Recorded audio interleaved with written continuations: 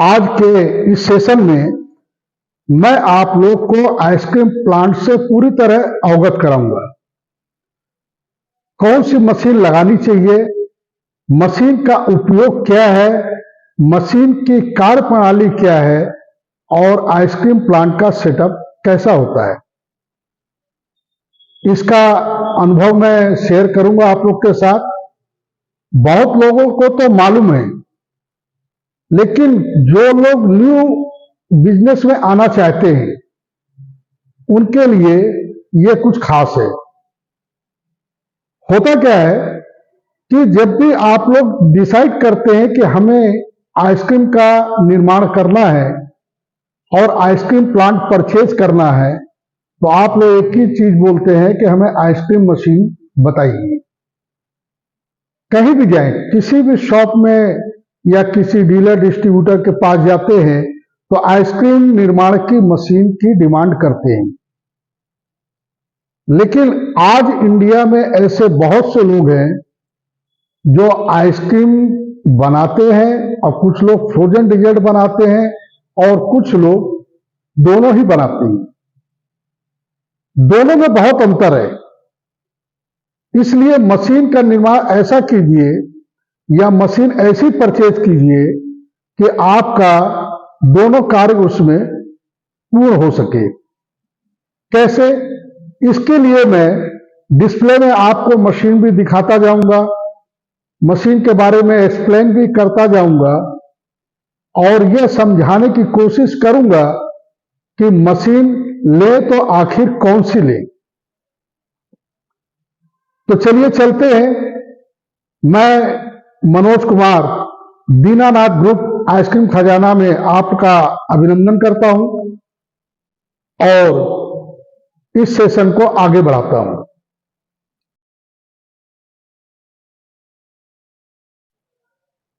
Ice cream निर्माण में जो मशीनें उपयोग में लाई जाती हैं उसका सेटअप कुछ इस प्रकार होता है जैसा आप लोग को डिस्प्ले में दिखाया जा रहा है। इसमें सबसे पहली मशीन का नाम है पॉस्चराइजर। पॉस्चराइजर मतलब मिक्स बनाते समय मिक्स को पॉस्चराइज करना।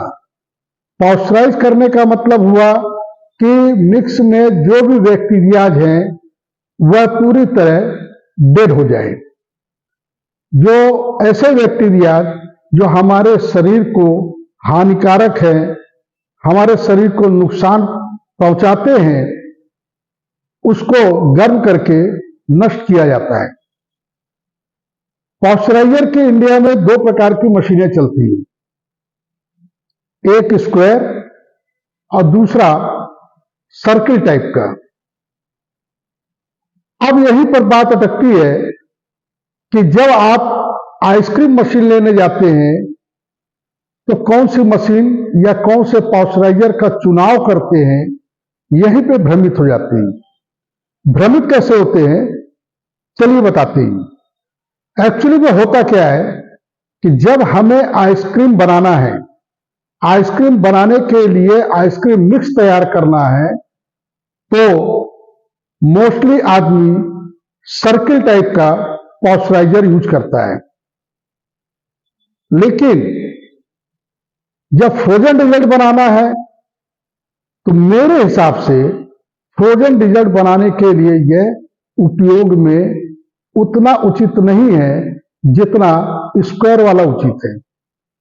क्यों उचित है और क्यों अनुचित नहीं है, इसको भी एक्सप्लेन करता हूं।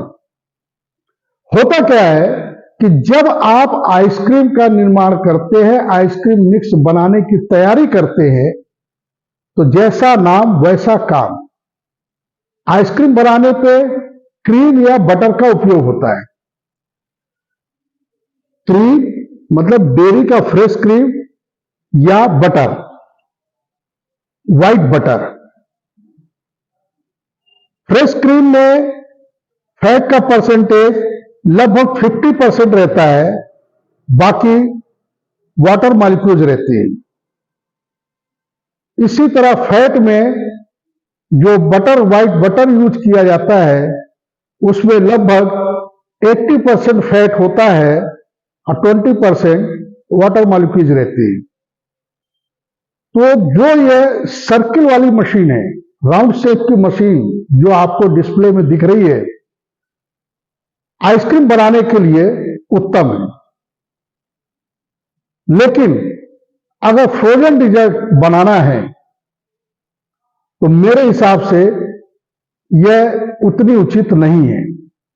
इसको उचित कैसे किया जाए? भाई कई लोगों ने प्लांट तो पहले से ही लगा रखे हैं, तो अब उसमें सुधार क्या किया जाए कि हमारा फ्रोजन डिजर्ट भी अच्छा बन सके। होता क्या है, दोनों मशीनों की तुलना करें तो जो सर्किल वाली मशीन है इसका आरपीएम लगभग 75 टू 95 आरपीएम रहता है, यानी कि 1 मिनट में ये 70 से 95 राउंड लेता है। जो बीटर है, जो इसके अंदर बीटर लगा होता है, उसका जो राउंड रहता है वो 70 से 95, 1 मिनट में 70 से 95 बार वो घूमता है। ठीक इसी प्रकार जो स्क्वायर मशीन होती है इसमें 1440 आरपीएम होता है, मतलब 1 मिनट में 1440 राउंड इसका बीटर लगाता है। अब इसका फर्क कहां आता है? जब हम फ्रोजन ऑयल यूज करते हैं तो ये काफी जमा हुआ होता है। गूगल में सर्च करेंगे, गूगल ताऊ से अगर पूछेंगे तो आइसक्रीम को जमी हुई मिठाई का भी नाम दिया गया है। तो कूलेक्स ऑयल इतना ठीक रहता है एज लाइक जमा हुआ घी। तो क्या आप बताइए 70 से 95 राउंड आरपीएम में घी प्रॉपर रूप से पॉस्चराइजर में मिक्स होगा? मेरे हिसाब से नहीं होगा। जो राउंड पॉस्चराइजर है, जो सर्किल पॉस्चराइजर, इसकी बात कर रहा हूं। स्क्वायर में 1440 आरपीएम है तो लगभग ये मिक्स होने की क्षमता रखता है। अब हमको करना क्या है? जिसके पास ऑलरेडी प्लांट है और सर्किल टाइप का राउंड शेप का पॉस्चराइजर है, तो उन्हें एक चीज करना पड़ेगा कि मिक्स बनाते समय अगर इस पॉस्चराइजर में बना रहे हैं तो जो पंप है, ये पंप अपने को कौन सा लेना चाहिए? कहते हैं ना milk pump, SS milk pump, ये सब यूज करते हैं। तो इसमें शेयर पंप का यूज कीजिए। शेयर पंप काफी हाई स्पीड का होता है, लगभग वो 2500 से 3500 आरपीएम तक का पंप होता है। उसके फिन्स कुछ ऐसी होती है जैसा कि डिस्प्ले में दिख रहा है। ये क्या करता है, पॉस्चराइजर से मिक्स को खींचता है, शक करता है और रिटर्न पॉस्चराइजर में रिटर्न करता है, डालता है। तो उसमें जो भी मिक्स बनाने के पार्टिकल या जो भी इंग्रेडिएंट है सब प्रॉपर वे में अच्छी तरह मिक्स हो जाते हैं। तो फ्रोजन डेजर्ट बनाने पे ऑयल भी अच्छी तरह, फ्रोजन ऑयल अच्छी तरह मिक्स हो जाता है। अगर हम ये पंप नहीं लगाते हैं, ऑर्डिनरी ट्रांसफर पंप लगाए हुए, तो कभी भी पॉस्चराइज होने के बाद आप मिक्स में गौर करेंगे तो ऑयल, फ्रोजन डिजर्ट बनाने पे ऑयल हमेशा आपको ऊपर तैरता हुआ मिलेगा। कभी भी गौर कीजिएगा, कुछ ऐसा मिलेगा। मैंने एक एग्जांपल दिया है आपको, जैसे ग्लास में पानी के ऊपर ऑयल दिख रहा है, इसी तरह पॉस्चराइजर में मिक्स में भी ऑयल दिखेगा। होता क्या, पॉस्चराइज करने पे जब हम सारे इंग्रेडिएंट को मिला देते हैं और पॉस्चराइज करते हैं तो इसका एक पार्टिकल बनता है। पार्टिकल मतलब एक अणु। तो एवरेज में लैब टेस्टिंग में आया है कि सर्किल पॉस्चराइजर जो होता है, उस पॉस्चराइजर में एक अणु की मोटाई लगभग 65 माइक्रोन के समथिंग होती है। लेकिन अगर स्क्वायर पॉइस्चराइजर है तो इस मिक्स के पर पार्टिकल की मोटाई या इसकी थिकनेस लगभग 45 माइक्रोन होती है। अब आप लोग बोलेंगे कि इससे फर्क क्या पड़ता है। पॉइस्चराइजर के बाद लगाया जाता है मिक्स ट्रांसफर पंप, जिसकी मैंने अभी चर्चा की। नए जमाने के हिसाब से समय को स्थिति को भापते हुए अगर यहां पर आप शेयर पंप लगाएंगे, हाई स्पीड पंप लगाएंगे और मिक्स को लगभग जब तक पॉइस्चराइज हो रहा है तभी तक आप रिटर्न पॉइस्चराइज में डालते जाएंगे, सर्किल लेते जाएंगे, तो मिक्स प्रॉपर वे में अच्छी तरह मिक्स हो जाएगा, ऑयल मिक्स हो जाएगा, सारे इंग्रेडिएंट प्रॉपर मिक्स हो जाएंगे। अब इसके बाद का काम आता है होमोजेनाइजर। होमोजेनाइजर एज लाइक आटा चक्की, मतलब आटा चक्की में आप गेहूं डालिए तो आप देखेंगे कि गेहूं का आटा बनके बाहर निकलता है। अब यहां पर फर्क आई पॉइस्चराइजर का, जो हमने डेफिनेशन आपको दिया। अगर सर्किल पॉइस्चराइजर से मिक्स जिसका माइक्रोन लगभग 55 to 65 माइक्रोन पर पार्टिकल, मतलब एक अणु की मोटाई। एक छोटा सा एग्जांपल और लेते हैं, जैसे सबसे सूक्ष्म चीज बाल की मोटाई लीजिए। मेरे बाल तो नहीं है, लेकिन कुछ है जो एक बाल की मोटाई होती है, उसका भी एक मेजरमेंट होता है। उसी तरह मिक्स का भी एक मेजरमेंट होता है, मिक्स कितना थिक है, कितना मोटा है। तो 1440 स्क्वायर वाले में आरपीएम ज्यादा मिला, मिक्स प्रॉपर मिक्स हो गया। लेकिन सर्किल वाले पॉइस्चराइजर में, इस वाले पॉइस्चराइजर में मिक्स को हमने माना कि इसमें जो फ्रोजन ऑयल है वो अच्छी तरह मिक्स नहीं हुआ,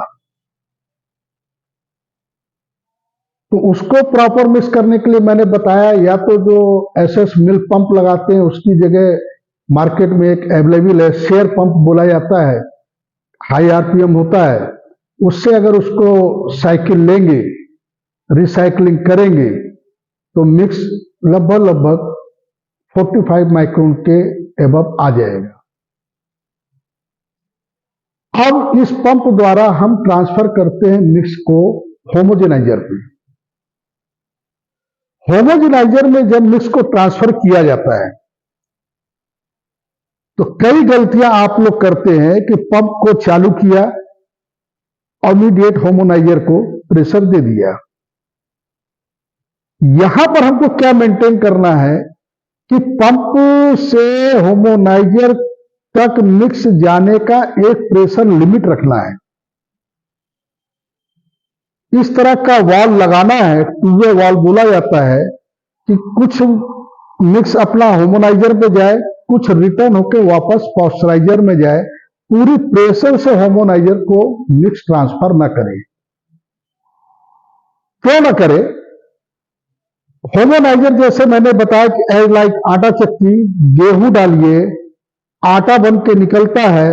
गेहूं भी देखिए, उसकी एक स्पीड मेंटेन की जाती है, उसका जो स्लॉट है वो थोड़ा सा मेंटेन किया जाता है। अगर झटके से पूरा स्लॉट खोल देंगे तो आटा नहीं, आटे के साथ गेहूं भी बाहर आएगा। लेकिन गौर किया होगा आपने कि आटे चक्की में या तो आजकल ऑटोमेटिक छन्नियां आ गई है, और या आटे चक्की में आटा पिसवाने जाए तो देखिए स्लाइड रहता है, उसको मेंटेन करता है ऑपरेटर कि धीरे धीरे गेहूं के दाने बीच की चक्की में जाके पिस के आटा बन के बाहर आता है। सेम वही प्रोसेस है होमोजेनाइजर का। होमोजेनाइजर में इतने ही प्रेशर से मिक्स जाए कि वो अपना कार्य पूर्ण कर सके। जब धीरे धीरे जाएगा तो वो उस मिक्स को प्रॉपर सक भी करेगा, अपने हिसाब से पीसेगा भी, और उसको महीन करेगा, सारे पार्टिकल को एक करेगा और मिक्स को आगे की ओर ट्रांसफर करेगा। समझ गए यहां तक? फिर से समझ लीजिए, होमोजेनाइजर पे हमें मिक्स की स्पीड को कंट्रोल करना है शुद्ध भाषा में। अगर ये स्पीड कंट्रोल रहेगी तो मिक्स अपना अच्छी तरह होमोजेनाइज होगा। एक उदाहरण बताया था कि माइक्रोन अगर 50, 55 टू 65 तक है और उसको हम होमोजेनाइजर पे ले जाएंगे, वो मिक्स जब ट्रांसफर करेंगे मिक्स पंप से, तो होमोजेनाइजर का वर्क है उसका माइक्रोन को डाउन करना। एक चीज हमेशा याद रखिए कि जब मिक्स बनता है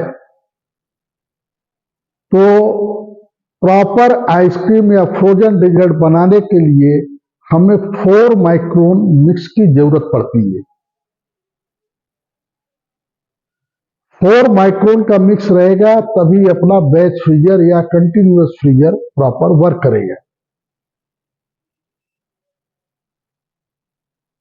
अगर 4 माइक्रोन टू 6 माइक्रोन से ज्यादा है तो अपने प्रोडक्ट में हमेशा कुछ ना कुछ कंप्लेन आएगी, आइस क्रिस्टल आएंगे, फ्लफी उसका कम हो जाएगा। आइसक्रीम कप में या गैलन में आप भरेंगे तो वो बैठ जाएगा, कुछ समय के पश्चात देखेंगे तो वो खाली हो जाएगा, आधा इंच 1 इंच खाली हो जाएगा। शायद आप लोग के साथ भी ऐसा ही होता है। तो इस चीज से बचने के लिए आप लोग को मैंने बताया कि पंप का स्पीड कंट्रोल कीजिए, फिल्टर प्रॉपर रूप में साफ रखिए, कहीं रुकावट या व्यवधान उत्पन्न ना हो मिक्स को ट्रांसफर होने में, और होमोजेनाइजर को एक स्पीड 1500, 2000, 2500 जिस कंपनी का जैसा भी होमोजेनाइजर है, कितने बार का है, उनसे पूछ के कि हमें 4 माइक्रोन का ट्रांसफर मिक्स चाहिए, वो आपको गाइड करेगा। सबकी प्रॉपर्टीज अलग है, मशीन अलग है, लेकिन लगभग कार्य सभी करती हैं।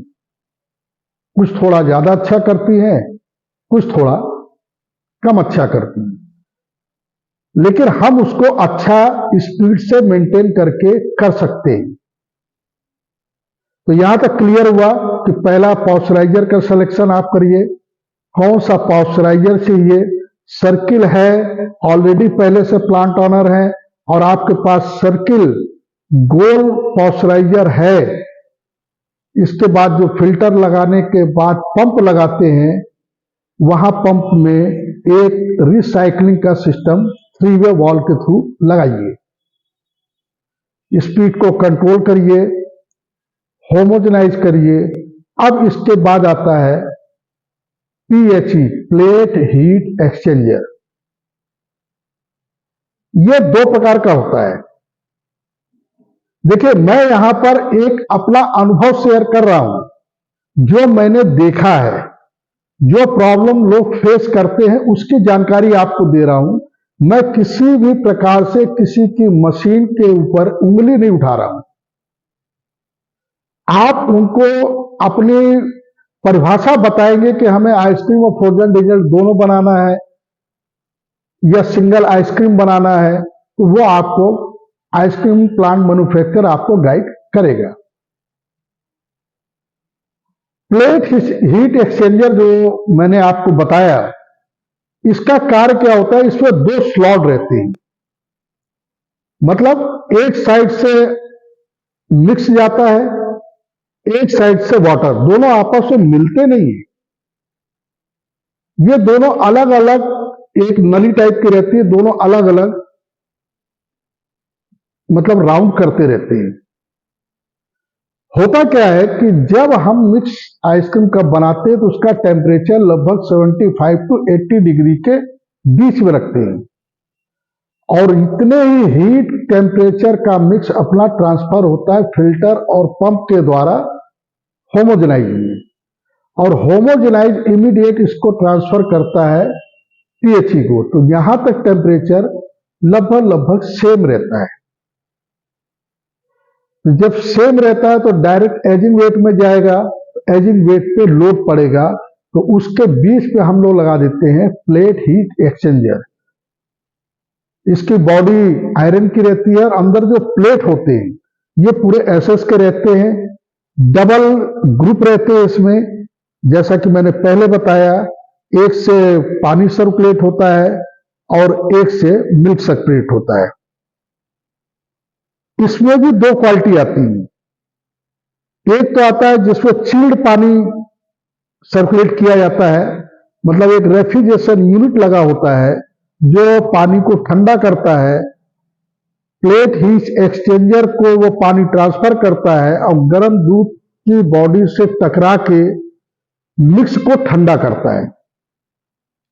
और एक प्लेट हीट एक्सचेंजर होता है जिसको डायरेक्ट नॉर्मल वाटर पानी की सप्लाई देके मिक्स को ठंडा किया जाता है।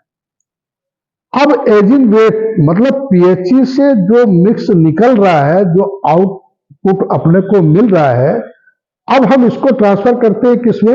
एजिंग वेट में। एजिंग वेट आप सर्किल या स्क्वायर कोई भी रख सकते हैं, उसका भी आरपीएम लगभग 30 to 45 आरपीएम रहता है। वो क्यों रहता है? जब पीएचई से एजिंग वेट में मिक्स ट्रांसफर होता है तो यहां पर उसका टेम्परेचर डाउन हो जाता है। किसके कारण? पीएचई के कारण।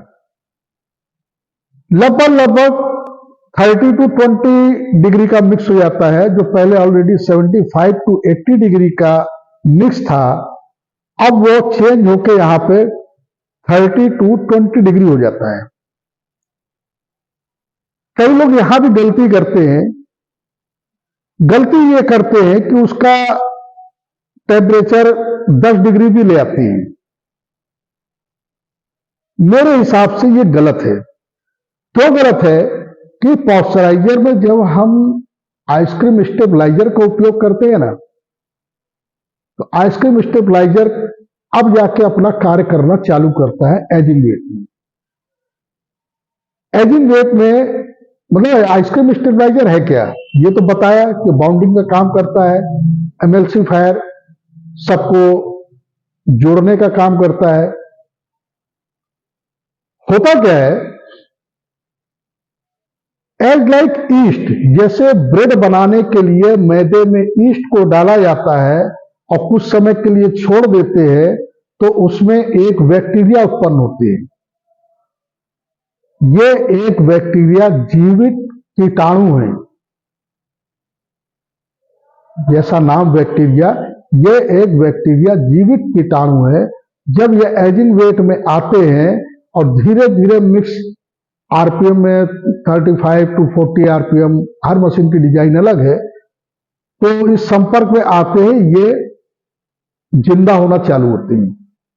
अब ये अपना रिएक्शन दिखाना चालू करते हैं, मिक्स को थिक करते हैं, मिक्स को प्रॉपर्टीज को पॉस्चराइजर की अपेक्षा एजिंग वेट में काफी चेंजेस ला देती हैं और लगभग 5 से 6 घंटे अगर हमने उसको प्रॉपर एजिंग होने दिया तो एजिंग वेट में अब मिक्स जो है वो आइसक्रीम बनाने के लिए तैयार है। अब आप 5-6 घंटे बाद उसकी आइसक्रीम बना सकते हैं अपने हिसाब से, फ्लेवरिंग करके और कलरिंग करके। तो यहां तक आप लोग को क्लियर हुआ? होता कि जब हम, एक बात थोड़ा सा मैं और आपको बताना चाहूंगा, एजिंग करने पे एक चीज का ध्यान रखें। जो एजिंग का टॉप होता है ना, जिसको हम लोग पूरा पैक कर देते हैं, बंद कर देते हैं, लगभग 1-1.5 सूत हल्का सा खोल के रखिए। उनके लिए जिन्होंने पीएचई का उपयोग नहीं किया है और जो किए हैं वो पूरा बंद कर सकते हैं। क्या होता है, गर्म मिक्स जब एजिंग में ट्रांसफर होता है तो उसमें वाष्प बनता है। कभी आप देखेंगे ढक्कन उठा के कि उसके अंदर वाटर के कुछ बूंदें सब तरफ आ जाती हैं और उसको जब हम लोग साफ नहीं करते तो वही वाटर एजिंग किए मिक्स में फिर चला जाता है। तो अपना होमोजेनाइज करने का मतलब कम हो जाता है, मतलब उतना प्रॉपर वर्क नहीं कहलाएगा। तो जो ऊपर का ढक्कन है, या तो उसमें ब्लॉटिंग पेपर लगा के रखें कि जो भी हीट है वो ब्लॉटिंग पेपर में एब्जॉर्ब हो जाए, या हल्का सा बाहर जाने के लिए, अंदर की एयर बाहर जाने के लिए थोड़ा सा रास्ता बना के रखें। फिर इसके बाद एक मशीन का उपयोग किया जाता है, एक नहीं बल्कि दो मशीन का उपयोग करते हैं, एक बैच फ्रीजर और एक continuous freezer. Batch freezer, continuous freezer, ये दोनों लगभग सेम तो नहीं बोलेंगे, अंतर क्या है ये मैं बताता हूं। पहला लेते हैं हम बैच फ्रीजर। अब हमने रेडी मिक्स एजिंग वेट से लिया, बैच फ्रीजर में जो भी कैपेसिटी का है उसके हिसाब से उसमें डाला, फ्लेवर, कलर उसमें ऐड किए और मशीन को चालू किया। मशीन को चालू करने पे जब वो हार्ड होना चालू होता है और जब अपना इंडिकेट बता देता है कि अब हम रेडी हैं आइसक्रीम निकलने के लिए, अब हमें बाहर निकालिए, आप कप में, गैलन में या किसी में भी फिल करना है उसमें फिल करिए। मशीन से अगर आप बात करेंगे ना तो मशीन की एक एक भाषा आपको समझ में आ जाएगी। थोड़ा सा समय लग सकता है, लेकिन ये याद रखना दोस्तों, मशीन हमेशा बोलती है, उसकी भाषा को पहचानने का प्रयास कीजिए और बहुत इजी है पहचानना। अगर उसको अपने यहां से लगा के रखेंगे तो शरीर भी अपना एक मशीन ही है। जैसे हम अपने शरीर की भाषा को पहचानते हैं, आप इस मशीन की भाषा को पहचानने का प्रयास कीजिए। ये आपसे बात करेगी, आवाज में बता देगी अब हम तैयार हैं, अब हमें निकाल लीजिए, अब हमें एयर प्रेशर दीजिए, अब हम हार्ड ज्यादा हो गए हैं। सारी चीज मशीन ए टू जेड बोलती है। सभी मशीन कोई भी हो, फंडा सबका एक है। एक भाषा में बोले तो हो सकता है कि कुछ हिंदी बोलती हो, कुछ अंग्रेजी बोलती हो, ये बात अलग है, लेकिन बोलती है। मशीन की आवाज को पहचानने की कोशिश कीजिए। बैच फ्रीजर में जब माल कंप्लीट होता है और हम आइसक्रीम को बाहर निकालते हैं और जिसमें रखना है उसमें रखने की तैयारी करके आइसक्रीम बाहर आती है, तो फर्क कहां पे आता है, किस स्पीड से हमको आइसक्रीम निकालनी है, ये थोड़ा सा मैनुअली हो जाता है। कभी भी आप बैच फ्रीजर से आइसक्रीम निकालिए तो पहले कप का वेट कीजिए, 15-20 कप के बाद उसका वेट कीजिए, कुछ और लॉट के बाद अगला वेट कीजिए। सबका आपको डिफरेंस अलग मिलेगा, सबका वेट अलग मिलेगा। जब वेट अलग है तो आपको स्वाद भी अलग ही मिलेगा। कोई ज्यादा थिक है, कोई लिक्विड फॉर्म में है, कुछ में एयर लास्ट में ज्यादा चली गई है, तो सारी कैटेगरीज आपकी आइसक्रीम की चेंज होती चली जाएंगी। इससे बचने के लिए ऐसा नहीं कि ये मशीन अपने काम के लिए लायक नहीं है, कहां पे आएगी ये भी बताता हूं। इससे बचने के लिए अब आज की डेट में एक मशीन आ गई है जिसको बोलते हैं कंटिन्यूअस फ्रीजर। ये मशीन फुली ऑटोमेटिक होती है। इस मशीन को अगर हमने सेट कर दिया कि हमको इतने ग्राम का कप चाहिए, इतने थिकनेस का माल चाहिए, तो मशीन अपने आप आइसक्रीम में एयर देती रहेगी। कब उसको एयर देना है वो अपने आप को खुद मेंटेन करेगी। आपको खाली फिलिंग का काम करना है, कप गैलन जो भरना है उसको भरिए। अब फिर से मैं चर्चा करता हूं बैच फ्रीजर की। तो बैच फ्रीजर आपको रियल आइसक्रीम बनाना है, नेचुरल टाइप बनाना है, या एक अच्छी ग्रेड की आइसक्रीम का निर्माण करना है, तो यहां पर बैच फ्रीजर दो तरह की होती हैं, एक हॉरिजेंटल और एक वर्टिकल। इन दोनों में क्या अंतर है? एक मशीन होती है विदाउट एयर की और एक मशीन होती है विथ एयर की। और क्या डिफरेंस रहता है? इनके आरपीएम में भी डिफरेंस रहता है। किसी का 940 आरपीएम होता है, किसी का 350 आरपीएम। मतलब धीरे धीरे आइसक्रीम को मिक्स करना, या ये बोला जाए कि आप लोगों ने पहले देखा था कोठी मशीन चलती थी, लकड़ी की पेटी, नमक बर्फ पूछ के अंदर उसको हाथ से चलाते थे, तो कंटिन्यू हाथ की स्पीड तो एक रहेगी नहीं, कभी धीमी हो जाएगी, कभी फास्ट हो जाएगी। उसी का वर्जन आ गया है ये मशीन का। इस मशीन की जो आइसक्रीम होती है, इसमें नेचुरल और नेचुरल टाइप और ओरिजिनल आइसक्रीम लगभग इसी से बनाई जाती है। इसमें आपको रेट का फर्क नहीं आएगा। स्टार्टिंग की आइसक्रीम और लास्ट की आइसक्रीम सबकी कंसिस्टेंसी एक ही रहेगी, सबका पैरामीटर लगभग एक ही रहेगा। बैच फ्रीजर में डिफरेंस आता है। तो समय के हिसाब से जैसे मशीन का मॉडिफिकेशन हुआ है, तो आप बिजनेस को भी मॉडिफाई करते जाइए और समझते जाइए। अब यहां तक आपको क्लियर हुआ कि हमने आइसक्रीम निकाला किससे? बैच फ्रीजर, हॉरिजेंटल या वर्टिकल या कंटिन्यूअस फ्रीजर से। जब आइसक्रीम का आउटपुट निकलता है तो उसका टेम्परेचर लगभग -4 to -6 डिग्री रहता है। कभी आप नाप के देखिएगा, 19-20 ऊपर नीचे कम ज्यादा हो सकता है, लेकिन मैक्सिमम -4 to -6 डिग्री का ही आइसक्रीम का आउटपुट बाहर आता है। आइसक्रीम निकलते समय अगर आप देखेंगे, आइसक्रीम के स्ट्रक्चर को देखेंगे, अगर वो सीधा गिर रहा है और लगभग 1.5 फीट तक कंटिन्यूअस आ रहा है, आइसक्रीम आपकी प्रॉपर और अच्छी बन रही है। अगर उसकी जो स्पीड है वो बीच में ब्रेक हो रही है, या उसके आइसक्रीम में साइड की बॉडी में देखेंगे उससे बबल्स आ रहे हैं, तो आइसक्रीम हल्की है, मतलब वेट कम है।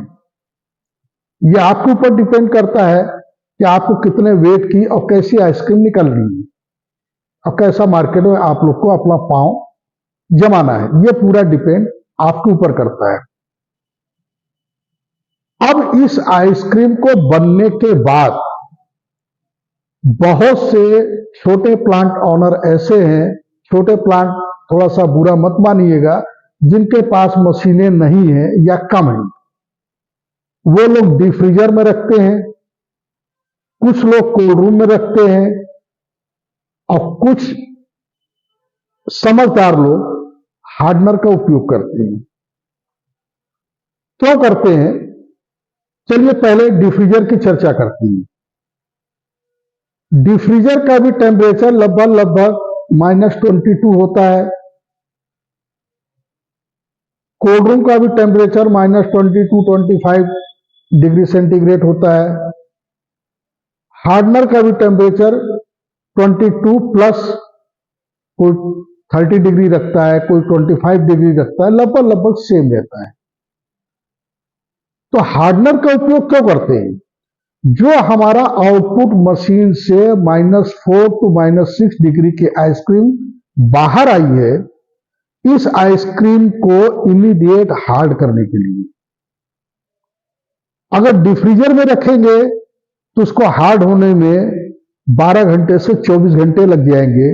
इसमें क्या होगा कि आइसक्रीम के जो भी थिकनेस है, वाटर स्लॉट अलग होंगे, मिल्क अलग होगा, उसके पार्टिकल टूट जाएंगे। जो हमने होमोनाइजर में बाउंडिंग किया था वो बॉल खुलना चालू हो जाएंगी।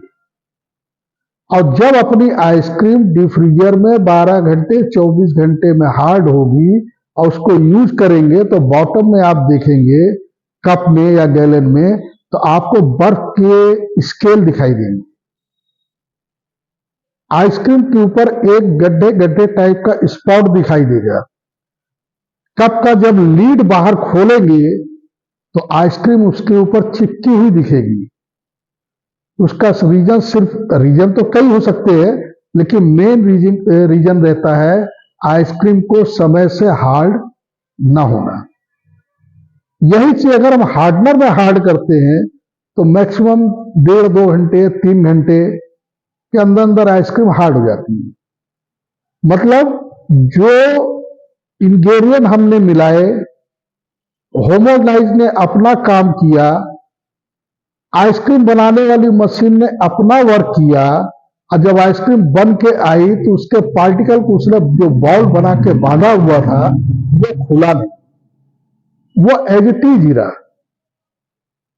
जब वो एज इट इज रहा और इमीडिएट हार्ड हो गई तो आइसक्रीम का स्ट्रक्चर ही पूरा चेंज हो गया। ना आपका गैलन कप बैठेगा, ना आइस क्रिस्टल आएंगे, और लीड के ऊपर देखेंगे, कप की लीड होती है ना, उसके ऊपर देखेंगे तो एक स्मूथनेस रहेगा, बिल्कुल आइसक्रीम चिपकी हुई नहीं रहेगी। इसलिए हार्डनर का उपयोग जरूरी है।